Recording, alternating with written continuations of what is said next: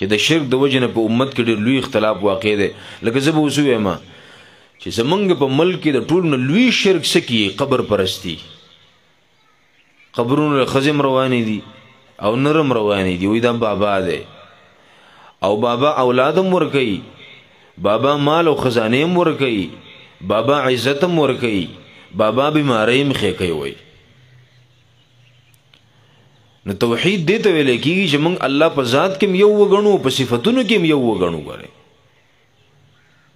په ذات کې هم الله یو وګڼو. د دې مطلب دا دی چې د مسلمان به دا عقیده وي چې په دې کائناتو کې د الله په شان بل هستی نشته، د الله په شان بل ذات نشته دی چې د الله سره په دې الوهیت کې شریک، په دې خدایتوب کې د الله سره شریک. په دې قرآن کې الله د دې خبرې رد کړی دی او فرمایلی دي چې لو کان فیهما آلهة الا الله لفسدتا. لو کان فیهما آلهة کچری وی په دې اسمانونو په دې ځمکو کې آلهة نور خدایان الا الله د الله نه ما سوا لفسدتا د دنیا د اسمانونو د دې ځمکو دا نظام به ګډوډ شوی. که د الله نه ما سوا بل الہ او معبود او ذات وی په دې کائناتو کې دنیا دا نظام به لوړی بوړی پروت وی. خو یو به ویل چې د مدی بابا باران کوم بل به ویل چې په نکو، یو به ویل چې د پلانې له زیو ور کوم بل به ویل چې زیو لنه ور کوم. په دې کائناتو کې د الله نه ما سوا بل هستی نشته، یو ذات دی چې دا نظام سم روان دی. کنه دې مطلب دا دی چې یو ذات دی، بل هیڅوک سره شریک نشته په ذات کې. او د قشان د الله صفاتونه دي، د الله صفاتو کې بم الله یو غني چې دي صفاتونو مستحق صرف یو الله دی. لکه الله لیدل کې او منګم کو، خو زما او استاو د الله په لیدلو کې ډېر فرق دی. وره ما او تا خو نظر دی او زی پورې کار کوي، اخورادار څخه خړ خړ کاری سم په نظر ناراضي. خو الله د لیدل کوي چې په ټولو کائناتو کې یو ذره د الله نه پناه نه ده. غوره وما تسقط من ورقة ولا حبة في ظلمات الأرض ولا رطب ولا يابس إلا في كتاب مبين. د موسی علیہ السلام مبارکی د مولانا اعجاز علی رحمه الله په نفحة العرب کې واقعا لیکلی ده چې موسی علیہ السلام ته الله خپل قدرت خوده او ته فرمایل چې ته په خپل امسا باندې دغه امسا یو معجزه وا دا کانه پیوا ول کانه چې پیوا نو کانه وچاو دو په منځ کې یو بل کانه رخکارا شو، ولغله گزار ورکو ام په منځ وچاو د په منځ کې یو بل کانه رخکارا شو، او چې اغله گزار ورکو نو پاغي کې چنجي راغو خطا او دغه چنجي په خله کې شنه پاڼه او تسبیح ویلا چې سبحان من يراني سبحان من يراني ويسمعني ويرزقني ولا ينساني. د اغزاد پاکی بیانو ما چې ما دلته په دې پردو کې دن مینی پناته نیما او ويسمعني زما आवाज موري ويرزقني ولا ينساني او دلته رزق راکې ګور يرته نیما دلته رزق راکې يرته نیما. نو د الله قتل زما واست پشان ندی ګوره موت د دیوال نه اخوا سنینو الله هر سین اسم ته پناه نه دي.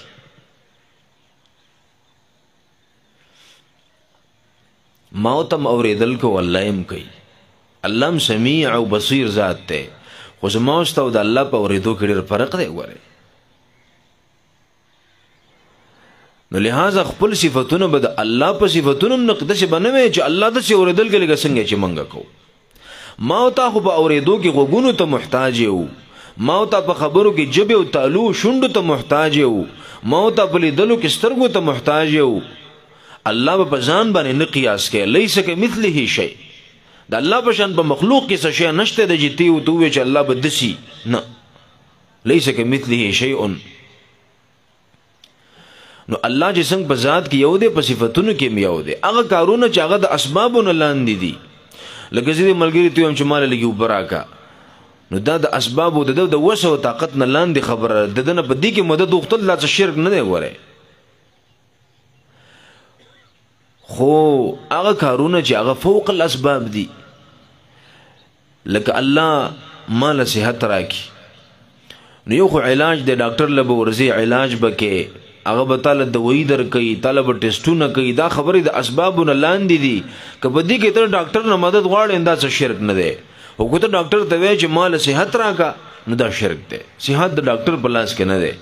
ډاکټر به صرف علاج کوي د دې علاج په نتیجه کې تعالی صحت درکول دا د الله کار دی دا مخلوق نشي کولای. غوره او که ته اوس علاج هم نه کې په مقبره کې او بابا پروت دی مړی دی غریب ځان له مبتوا ته محتاج دی او ته ورځي او داغه نه صحت غواړي داغه نه اولاد غواړي او داغه نه عزت غواړي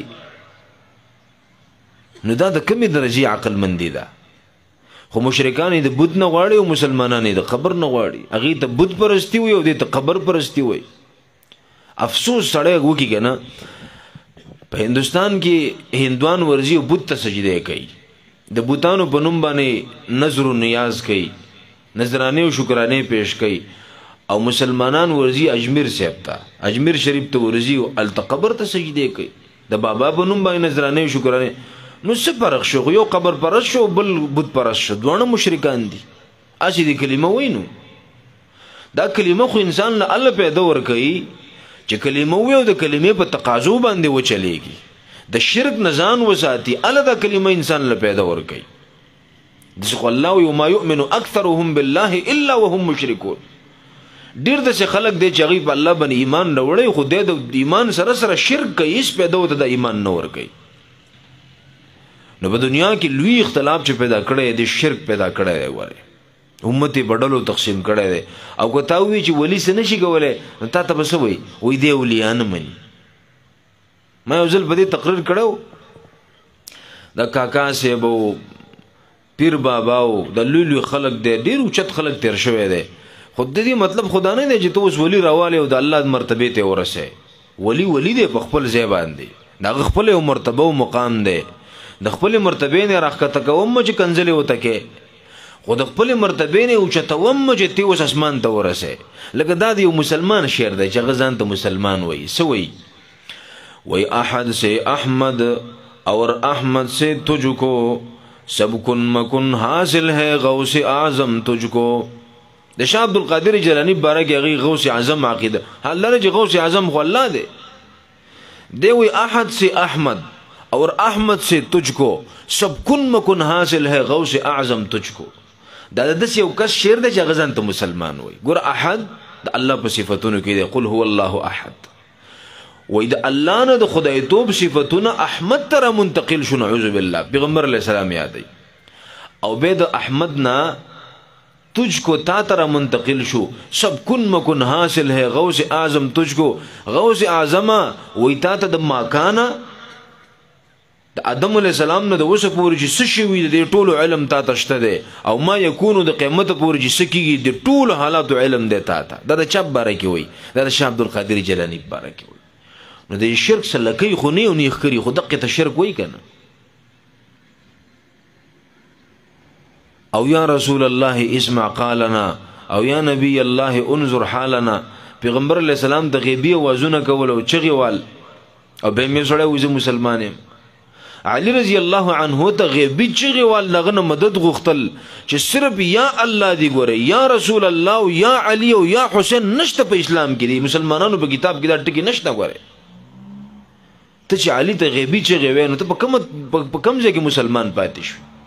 ته چې حسین ته مشکل کوشا ویني ته په کوم ځای کې مسلمان پاتې شو. دا ګوره تنگ نظری نه ده.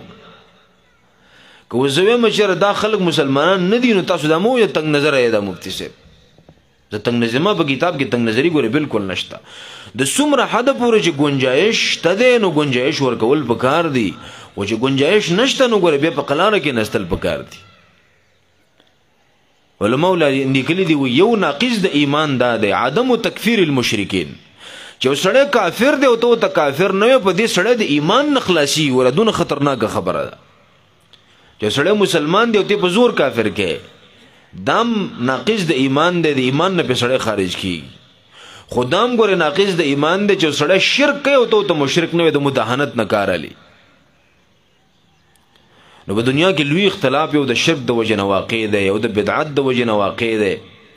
مفتی محمد إبراهيم محمد